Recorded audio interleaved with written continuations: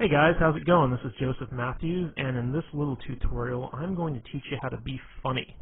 And it's actually going to be much easier than you think. These are just some simple tricks that I use to add humor to any interaction, and I know that they're going to work really well for you. Alright, so the first thing I want to talk about is how serious humor really is. You know, if you can't be funny when you're talking to someone, you really can't be all that interesting. The fact of the matter is, the funnier you are, the more fun you're going to be, and the more people will want to hang out with you. So, you know, you need to be as funny as you possibly can in order to attract the most attention. But the thing is that you don't have to be funny all the time. You know, you just need to be funny when it's appropriate. And some well-placed laughter will bond a lot of good feelings to you from, you know, the people that you want to basically impress. So the first thing I want to talk about is how humor is really a sign of intelligence. You see, only smart people really know how to be funny on purpose, okay? And when you make people laugh, they subconsciously associate your ability to be humorous with a high intelligence. And this puts you in a position of authority. And this is really important because, you know, if people hold you in high regard, that gives you a higher social status. And we all know women are attracted to people with a high social status. It's in their nature. So the funnier you are, the higher you can raise your social standing in pretty much any situation you find yourself in. Hey guys, and here's another key that I really want to hammer home, and that's the idea that you don't have to be funny to be humorous. Don't worry about trying to be funny, okay? It really doesn't matter. A lot of what you say to be funny will not work, and the reason for that is that everyone has a different sense of humor, okay? Just being goofy and lighthearted will generate the same type of emotions that funny people do, even if you don't make people laugh, okay? The idea here is that you want to project the intent of being funny, so that kind of takes the pressure off in the sense that, you know, you don't have to actually perform, you don't actually have to make people laugh, you don't actually have to tell them good jokes. You just have to have the intention to make people laugh and make people have a good time, and they'll pick up on that and appreciate that. Another big thing is, I don't want you to be afraid to mess up, okay? Being funny is an art form. You won't always succeed, but that doesn't mean that you shouldn't try, okay? Now, in our efforts to be funny, you know, stuff happens, you know. Sometimes you might insult somebody, sometimes you might take something too far so that it stops being funny, sometimes you might say something inappropriate in the setting that you're in. You know, this is going to happen if you want to try and be a humorous guy, because being funny is about taking chances. It's about doing stuff that's unexpected. And sometimes it can backfire on you. But if this happens, don't worry about it. Just apologize and move on, you know? If you say something that's inappropriate or insulting, just say, like, look, in all seriousness, I'm really sorry. I was just trying to be funny. Can you forgive me? All right? That's all you need to do if you take things too far. So don't worry about messing up, because everyone knows what it's like to try to be funny and bomb. You know, it's happened to everyone at some point in time. So if you just acknowledge it and you ask for their forgiveness, they will usually grant it to you. Okay, and another thing I want to point out is the fact that humor is not hard to do. A lot of people think it is, but it isn't. The truth of the matter is that anybody can do it. If you think you aren't funny or entertaining, don't sweat it. You can be, and you will be. Okay, believe that it's possible for you to be a funny guy even if you aren't. This will help you a great deal. I know a lot of guys out there are saying, like, oh my gosh, I'm so boring, I have no personality, I can't be funny. Okay, get rid of that belief right now, okay? It's possible for you to overcome that, even if you're like the most boring guy on earth who speaks with like a monotone Ben Stein type voice. Bueller, you know the guy I'm talking about. Okay, even if you're that guy, you can still be humorous, okay? You just have to go with it. You can't be, you know, clinging to that belief that, you know, you're just not a funny guy. You can be, and you will be, and I'm going to show you. Hey guys. Wow. Okay, so let's talk about the elements of humor, and these are just quick and easy things that I personally use to be funny when I'm around women, and I'm pretty sure you can use them too. Hey guys. Okay, the first one I want to hammer on is this concept I call immaturity, okay? Basically, immaturity is that, you know, everything that was funny in the first grade is still funny when you're an adult. Okay, grown adults acting like children isn't funny, but grown adults talking like children is. So, if you're like throwing a temper tantrum or whatever because you didn't get your way, no one's going to find that funny. But if you start talking like a baby, but you still act like an adult, that is funny. So let's just go over a few examples here. If you were ever a kid and you're on the playground and someone took your toy and you got mad at them, you'd say, "You're a doo-doo head." Okay? And when you were a kid, saying stuff like "you're a doo-doo head" was funny. So let's take that now when you're like a grown man. Let's say a girl says or does something you don't like, and you just kind of look at her and squint your eyes and say, "You're a doo-doo head." That can be funny. All right. Another thing is, for instance, girls are icky. How many times growing up did you and your friends run around saying girls are icky? All right. Everyone's heard this stuff. Women who've been around kids have heard this stuff. So, like let's say a woman comes to you and says like, "Hey, I've got a friend I really want to hook you up with." You can just tell her, "Ooh, girls are icky," or something like that. It really doesn't matter. You're just taking stuff that sounds immature and you're applying it to your grown-up adult persona. Another thing is you got cooties. Okay, that's a big kind of thing that immature kids run around talking about. So like let's say you're out on a date with a girl and she's having you're having dinner and she says, "Oh my God, the mashed potatoes are so good, you gotta try some."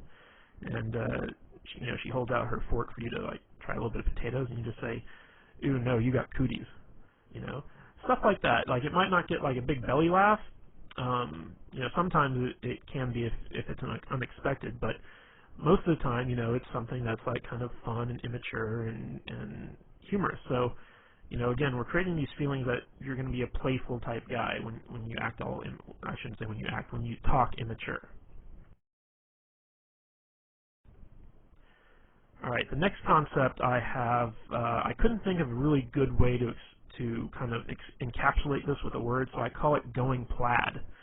And this is really a lame Spaceballs reference. If you've ever seen the movie Spaceballs, they have light speed, they have hyperspeed, and then they have plaid.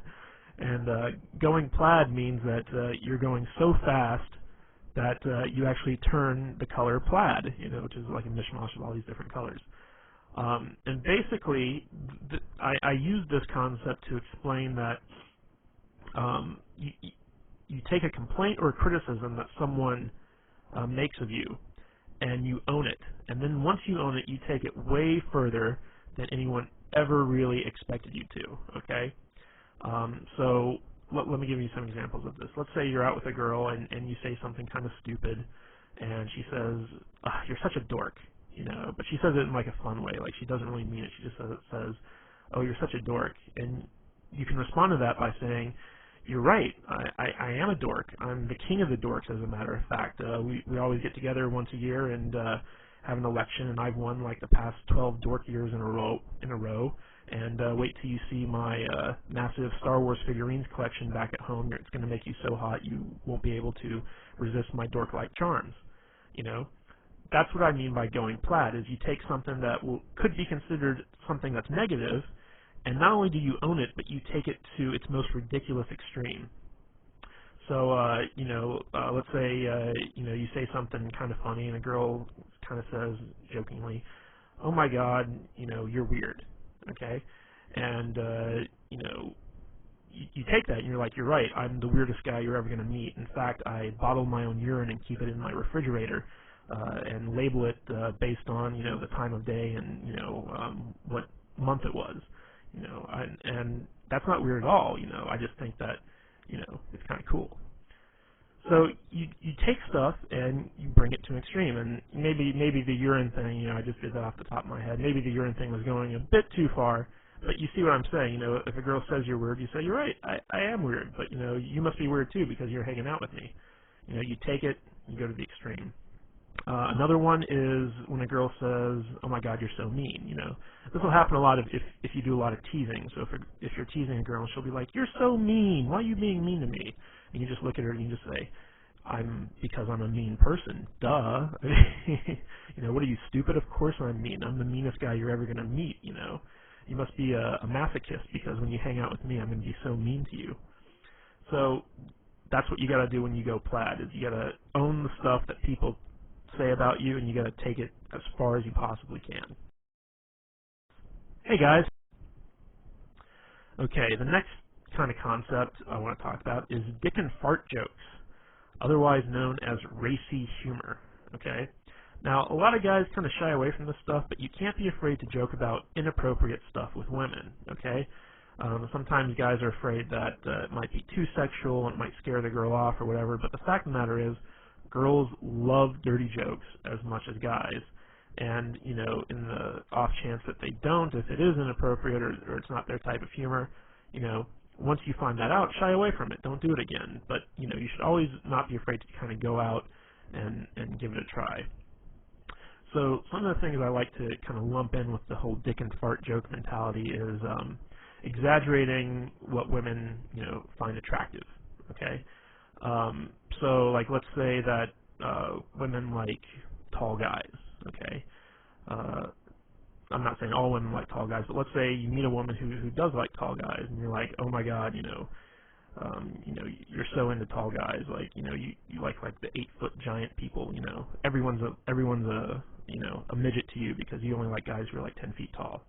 You know, that's what you can do, and you can point out like really tall guys and be like, you see that guy right there over there?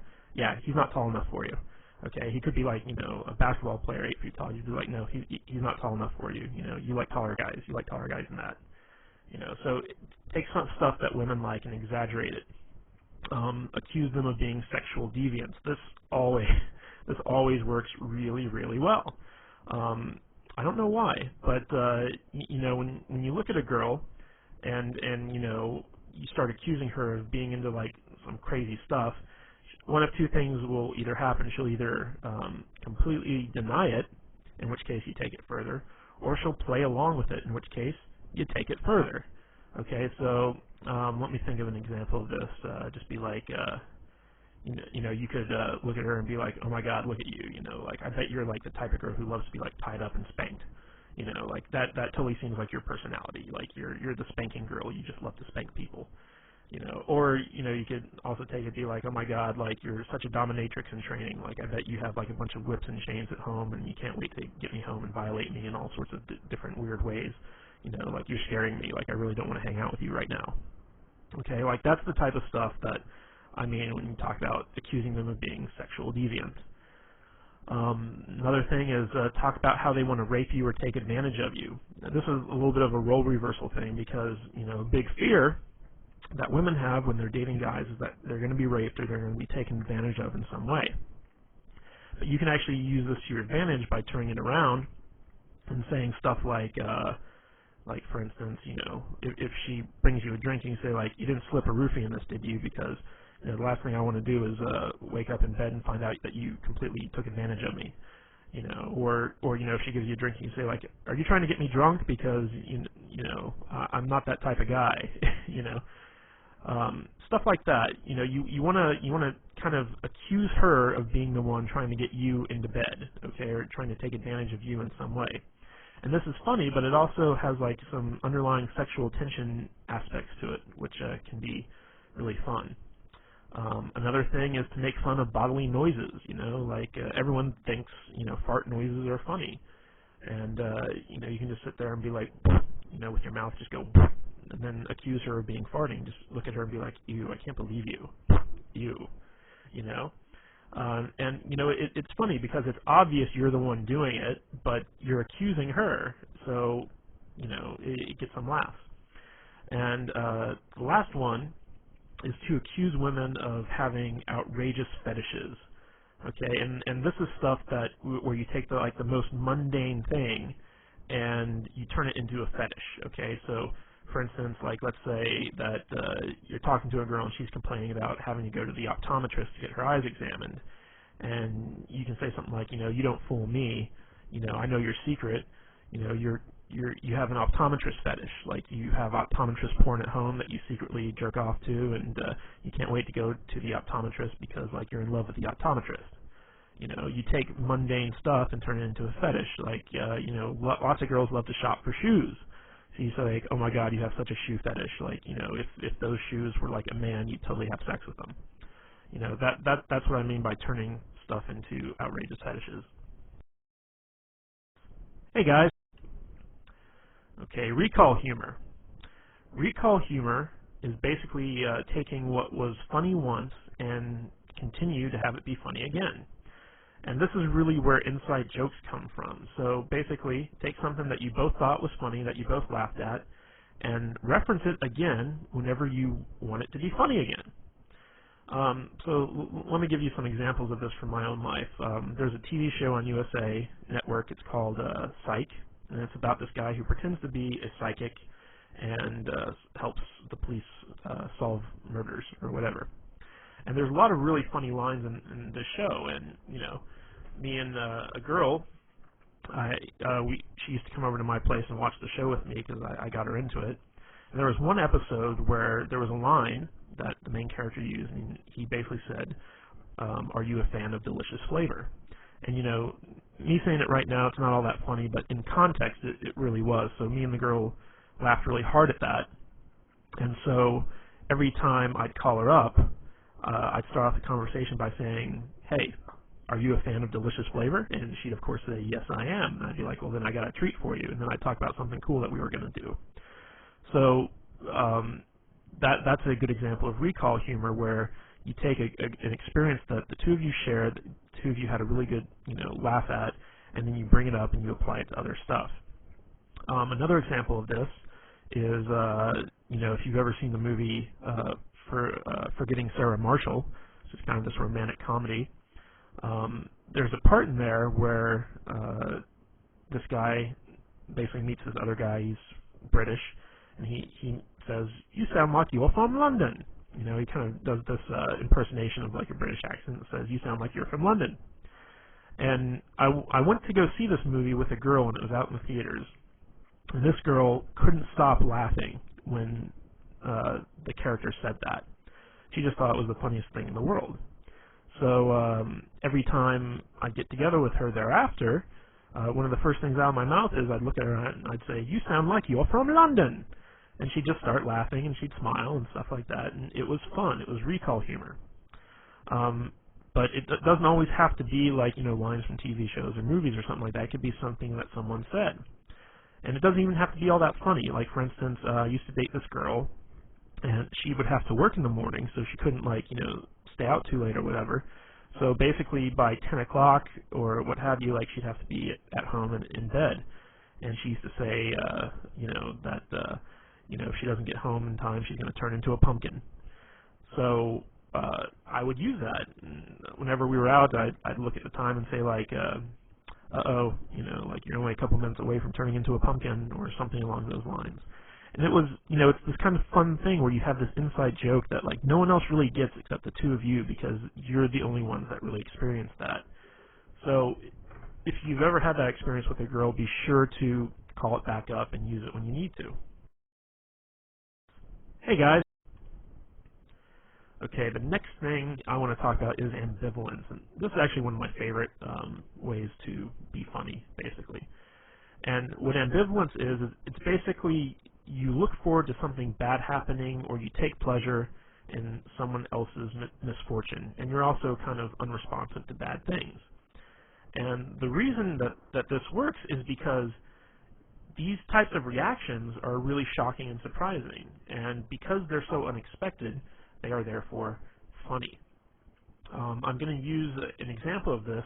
If you've ever seen the movie Private Parts by Howard Stern, there's a whole scene in there where he talks about being in Vietnam and thinking it's unfair that, you know, that they miscounted the number of confirmed kills he got, because what he did was he went and he found a school full of Vietnamese children, threw a grenade in there and killed like 80 of them.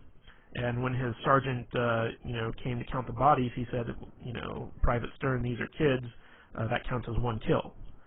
So, you know, this kind of horrible story about, you know, going to a school and killing like 80 children, and being upset that it only counts as like one kill.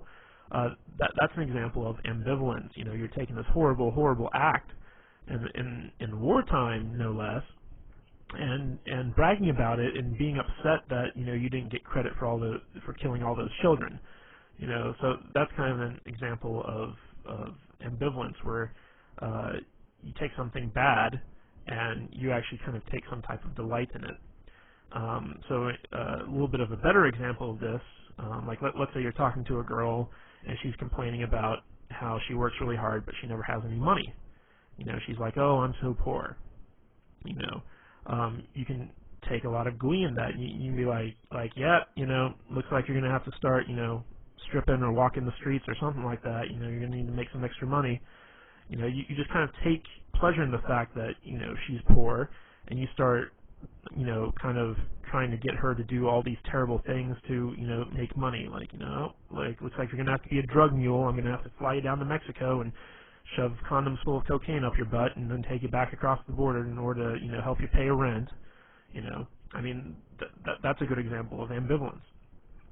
Another thing is basically being unresponsive to bad stuff. Like, for instance, the whole global warming thing. Like, people are all about global warming. We gotta save the planet. We gotta do this. We gotta do that.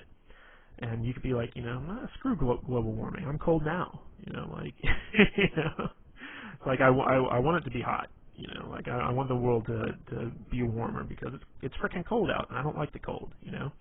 So that's another example of ambivalence. And ambivalence really stems from just being lazy and not caring. Okay, that's how this humor works. Is everything that someone says to you, you can just be like, whatever, and it's funny. All right, here's another thing I call gayness. Now, I'm not saying that gay people are bad or whatever, but you got to admit that gay people are funny. Gay men, masculine men doing feminine things is always good for a laugh. And stories are also always much funnier when they're told in a gay voice. So, whenever you're hanging out with a girl or whatever, and you start talking gay, she's going to enjoy it. She's going to laugh because it's something that's different from who you really are, which is, hopefully, a straight, heterosexual, masculine man. So, sometimes I'll be like, hey, it's gay story time, and then I'll tell a normal story that I was going to tell anyway, but just do it in a gay voice. Be like, I'll say something like, oh, honey, you don't even know, oh my God, the thing with the thing and that guy, oh my God, I can't believe he said that, I'll just go off and I'll riff, but I'll do it in a gay voice. And women, for some reason, I don't know why, they always love it. I don't even think my gay voice is all that good, to tell you the truth, but they like it. Okay, and another great way to use gayness is to pretend to be one of her girlfriends, if a girl starts talking about, something that she'd normally talk about with her girlfriend, I'll be like, wait, pause 1 minute. I'm just going to take my balls, I'm going to put them in this imaginary jar here, okay, I'm putting my balls away, I'm totally your girlfriend right now, just talk to me like your girlfriend. Oh, sweetie, what's the problem? And then, so it'll be funny and she'll laugh and then she'll start telling me. So you can do a lot of stuff about, kind of emasculating yourself, acting gay, talking gay, things like that, and, women like it. Okay, another thing is ridicule and teasing. Here's an interesting fact, is that people hate to be made fun of when they're the ones being made fun of. Okay, they hate ridicule when they're the target, basically. However, people love it when other people are made fun of, especially people in authority or people they personally don't like. Okay? So, let's say you're sitting down with a girl in a restaurant for dinner and your waiter's a real jerk, or he's not a very good waiter or whatever. You could start making fun of that waiter. Just start, ridiculing the guy. Don't do it when he's around, but as soon as he leaves, just turn to the girl and just be like, oh my God, that guy's asshole is puckered so tight you couldn't pull a pin from it with a tractor, and she'll be like, oh my God, yeah, and that brings up another thing, is that when you make fun of other people, it creates a sort of bond between the two of you, because it's almost like you're confiding in them your dislike of something else, and you can be united in your dislike for something. So if she talks about something that she doesn't like or someone she doesn't like, pounce on that, start making fun of it, and she'll start making fun of it too, and before you know it, you two have created a bond over that. Okay? So, use ridicule to ridicule other people, but never, ever, ever ridicule yourself or the girl that you're with. Okay? When you turn ridicule on someone else, they'll tend to get defensive, or it'll lower their self-esteem or what have you. What you want to do is, if you're going to target the girl that you're with, tease her. Okay? And there's a difference between ridicule and teasing. Okay? Good-natured teasing is funny, but if you take it too far, it becomes ridicule. Okay? So when you tease a girl, it's kind of, I'll use an example that we used in the past, where you start making fun of an outrageous fetish that she has. Okay, like let's say she really likes Brussels sprouts, or okay, I got a better one. Let's say she really likes Chinese food. Okay, and she's sitting there, she's like, oh my God, this Chinese food's so good, and I'm just like, look at you, you're so into Chinese food. If Chinese food were a man, you'd totally have sex with it. That's an example of teasing. But like looking at a girl and saying like, oh my God, you look so fat in those jeans. That's not teasing. That's being mean. So you want to walk that fine line. But if you ever got to ridicule someone, always ridicule someone other than yourself or the girl that you're with. Make sure that it's someone that she doesn't like, or someone in authority, like for instance the president. Even if she likes the president or she dislikes the president, whatever, it's always funny to make fun of people who have some type of authority position. You can also make fun of her boss, or your boss, or whatever. Someone that has some type of authority over you. Hey guys. Alright, the next one that I want to talk about is impressions. Now, the fact of the matter is, everybody loves impressions, even the bad ones, okay? So, if you want to be funny, when you're telling a story, always do impressions of the different characters that are in the story. It could be a story of you and your friend Bob, and every time, Bob says something, you do it in the Bob voice. And the Bob voice can be something like a really high-pitched, whiny type thing. There's a guy in my group of friends, and his name is Adam. And me and my friends always do impersonations of Adam whenever we tell stories. And when I talk about my friends to the girls I'm with, I use this Adam impression. And it's kind of funny because, Adam, he has this really deep voice, but when we when we do our impression of him, we make him sound like a complete idiot. So we'll say like, yeah, I really like that, yeah. And that's our Adam voice, okay? And it totally sounds nothing like him, but it's a funny voice. So like when we tell the stories to the girls and we use our Adam voice, the girls really laugh, and they're like, does he really talk like that? And you're like, no, actually he's got like a really deep voice, but we just like to use that voice. And before long, sometimes the girls even start doing the impressions like that. So you don't even have to worry if you can't do good impressions. Like, do bad impressions and then brag about how bad they are. So for instance, like let's say you're doing an impression of the girl you're with. Like obviously it's hard for guys to impersonate female voices, so you can just do it in a really high-pitched, shrilly voice. It's like, oh, I'm so tired, I don't want to go out. Why are you making me go out to dinner with you? I don't even like this place. You can start pretending like that's like your impression of her, and she'll be like, I don't sound like that. And you're like, I don't sound like that. And it's a bad impression, but, it's funny. And another way you can do this is do impressions of celebrities or really well-known people, if you're talking about the president, do an impression of the president. Doesn't matter if it's good or not, just, take what you've seen done on TV and try and emulate it best you can, People really respond well to impressions because it's kind of like this theatrical performance. Even if it's not very good, like, you're creating a whole new character that they can get into.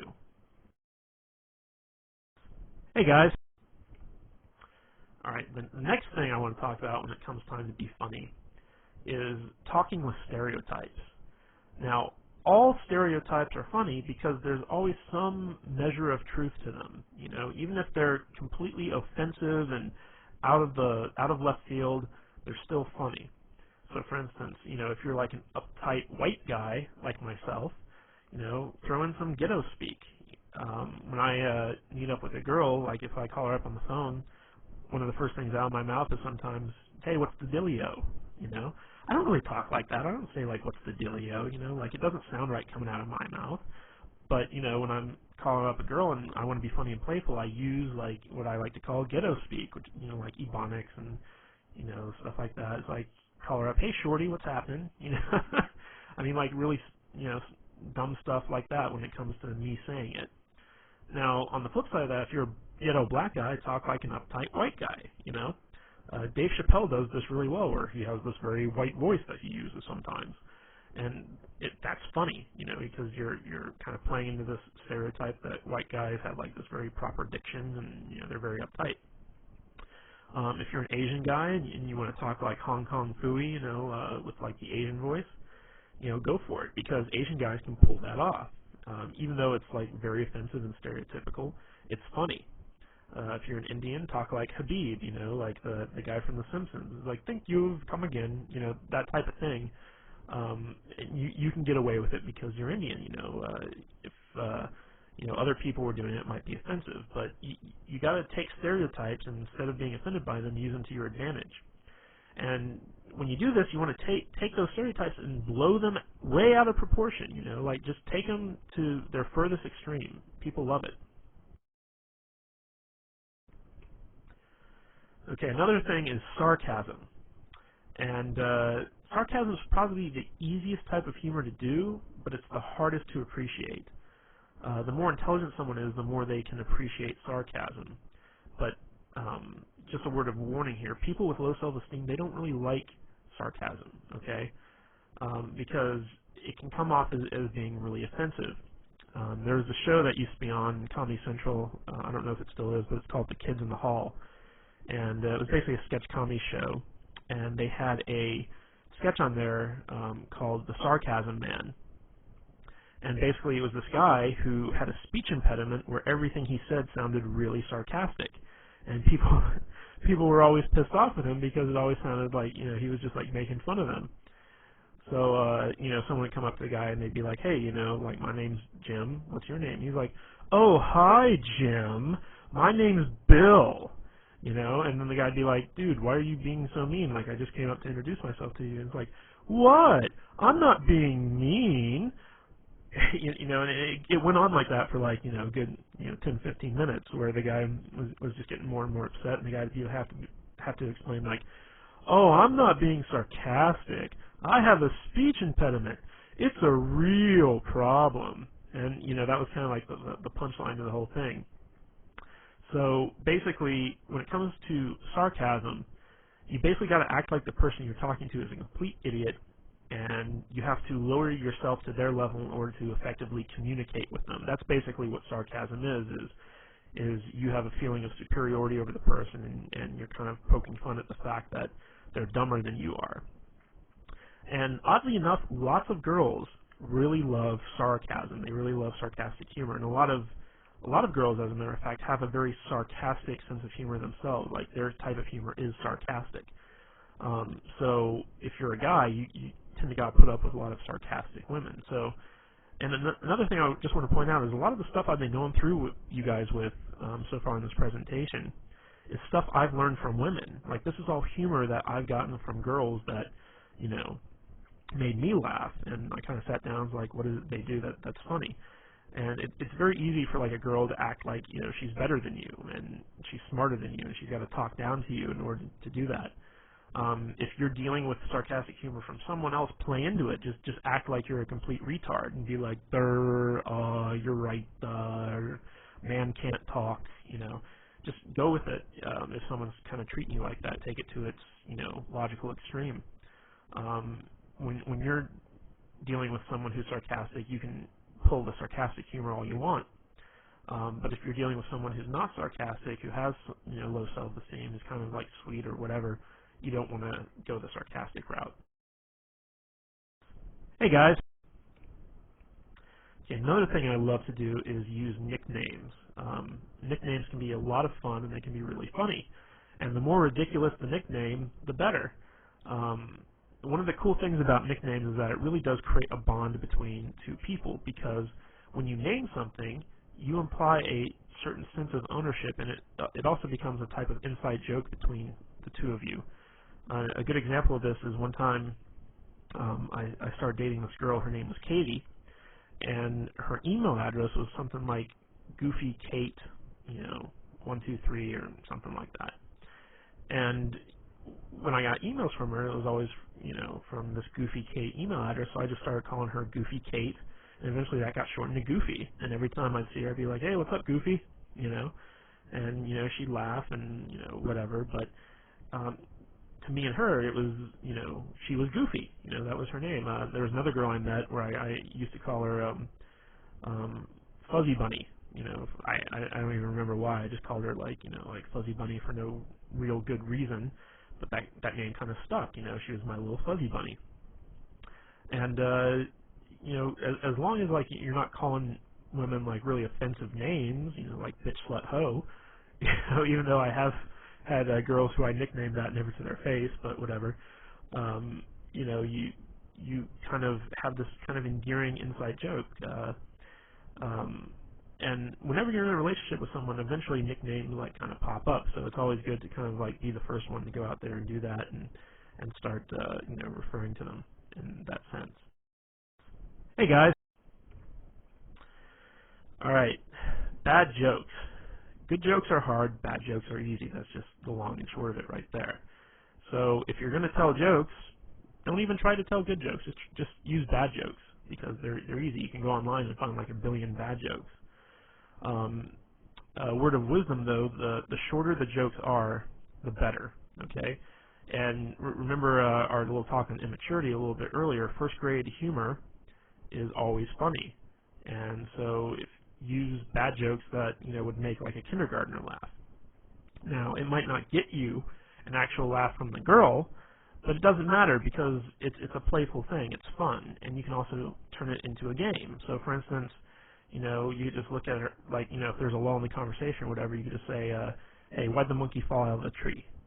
And she'd be like, "I don't know." And you're like, "'Cause it's dead, duh."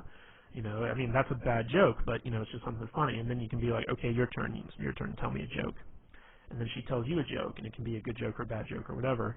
And then, like, the idea is, like, in the game, who can tell the worst joke. And another thing I like to lump into the bad joke category are bad pickup lines, because once you get to know a girl, like once you're past the point of meeting her and you're actually dating and stuff like that, bad pickup lines actually work. Surprisingly enough, they do. Like, you could, meet up with a girl to go see a movie, for instance. Let's say you two of you get together, and you're like, "Damn, girl, did you wash your pants in Windex? Because I can see myself in them." I mean, like, that's a really bad pickup line. It would never work. But if you already know the girl and you use that, she's gonna think it's funny. She's gonna let it go. Like, I do this all the time. I take every bad pickup line I can possibly think of, and I use it whenever I meet up with a girl I know, and it's really fun. It's really funny. Hey guys. All right. Another favorite tactic of mine is to steal stuff that's already funny. It's hard to think of funny stuff on your own, but there's tons of stuff out there that's already humorous and will guaranteed to make people laugh. So think of great jokes that you've heard from comedians and well-known celebrities and use them. Talk about them for your own gain. Tell the joke in a story as if you're impersonating the comedian. I don't know if you've ever seen people like Chris Rock in stand-up, but these guys are really, really funny. And you can even say to a girl, it's like, "Hey, you ever watch Chris Rock?" And she's like, "Oh, I love Chris Rock." And you can say like, "Oh my God, I saw his stand-up one time, and he has this story about, like the only goal of a guy who has a daughter is to keep her off the stripper pole."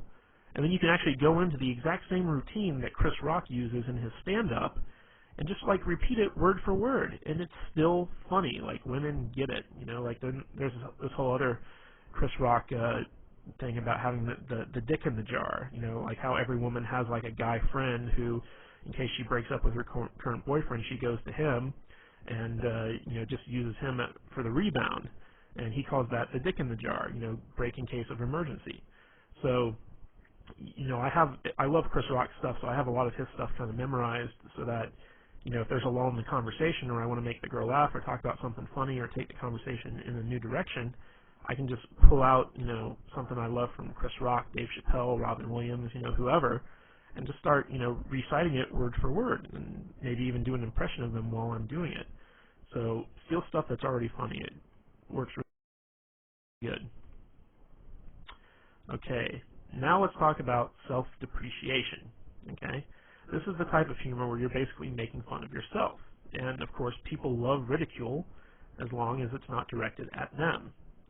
Now, self-depreciation humor actually does a lot of good things on your behalf, because if you're able to be self-depreciating, it shows that you're cool, because you can poke fun at yourself and not get upset. And women really like it when a guy has the ability to kind of make fun of himself, because it shows that he's not pompous, that he doesn't have hubris, and that he's confident enough to kind of, take a licking and not kind of get angry or upset. Because whenever someone gets made fun of and they get upset about it, it shows that there's some type of problem with their self-esteem.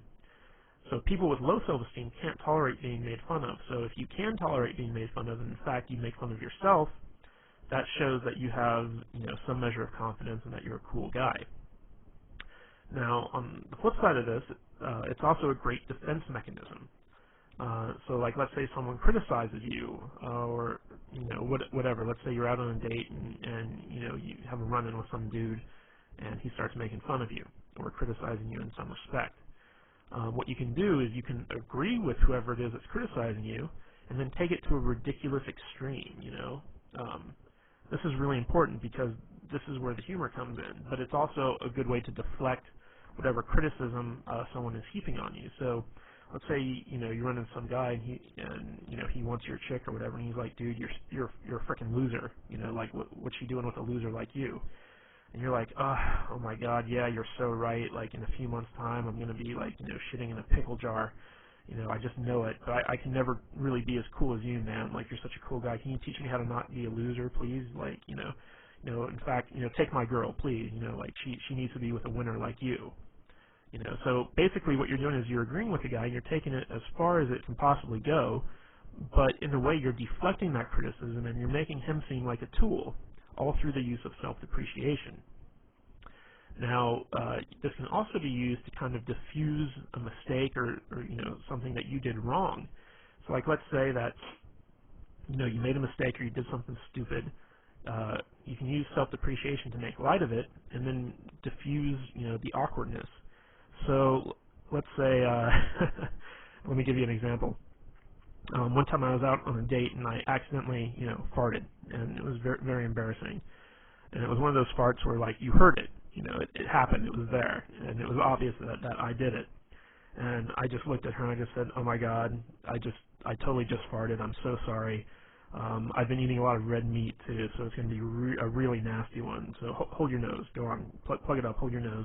If you smell this, you'll break up with me. I just know it. It's the type of fart that could end a marriage. I basically pointed out the fart, and I just let it go and wouldn't let go of it. I took it to the extreme. I was just like, oh, it's going to be so nasty. Like, I've been eating all the wrong foods. It's going to be disgusting. You're going to break up with me because it smells so bad. It's just terrible.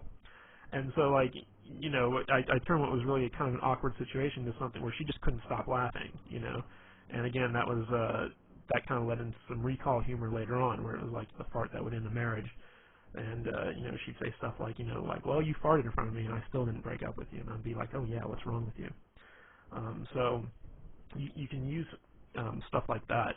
And I want to make the point that if you use self-depreciation, don't use it to point out your own flaws or harp on your own insecurities. A lot of guys will try and use self-depreciating humor to kind of, diffuse stuff that they feel uncomfortable about. Like, let's say you have a big nose, and you make fun of yourself because you have a big nose. That's not a good thing, because what you're actually doing is you're highlighting stuff about yourself that's bad, and you think it's bad, and you don't want anyone else to think it's bad. However, by doing that, you're basically pointing out to everyone, hey, look at all the bad stuff about me. Even if they laugh at it, it's not good. So when you do use self-depreciation, only use it as either a defense mechanism or to diffuse some type of awkward situation. Don't ever use it to point out the fact that you have something wrong with you. Like, for instance, I'm not a very thin guy, you know, I'm a little bit overweight. So when I'm out with a girl, I'd never start making fun of myself for being fat, because that's something that I don't want her to kind of harp on, you know, I don't want her to glaze over it. Now, if someone else calls me fat, then I'll go along with it. I'll just be like, oh my God, you're so right. Like, I'm totally like one step away from being Jabba the Hutt, you know. I'm going to need a slave girl really soon, you know.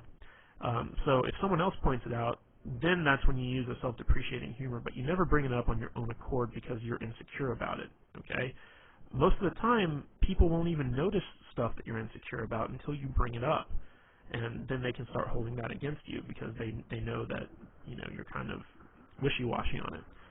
So, just as an aside, never use self-depreciation to point out your own flaws or harp on your own insecurities.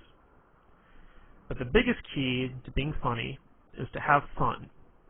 If you have fun, the humor will come naturally, okay? If you're just able to sit back and relax, not worry about anything, not worry about censoring yourself, not worrying about messing up, you will naturally, if you're an intelligent person, which I'm fairly certain that you are, be a funny person. You'll pick up on stuff, you'll crack jokes, you'll have a good time.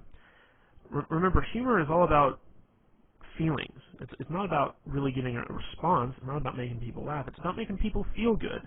The better you can make people feel, the more they'll like you, and the more personality you'll display. Even if you're not a funny guy, just be super, super positive. People like positivity.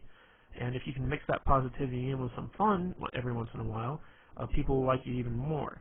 So out of everything I told you about, if you can't even remember one of those little concepts about how to be funny, just have fun. The more fun you have, the more naturally funny you'll be, and the easier it'll be to make people laugh and have a good time with you. Alright guys, that's all I have for the video. I hope you really enjoyed this thing. Like I said, I got most of this material, most of these concepts from girls who use them on me. So this is stuff that I know for a fact girls respond to. I use all this stuff in every one of my interactions, and I always get a good response from it. So if you need to, watch this video as many times as you want, learn the concepts, and actually go out and start using them, and you'll be absolutely amazed to see the type of responses girls give you. Alright guys, this is Joseph Matthews, and I'll catch you later.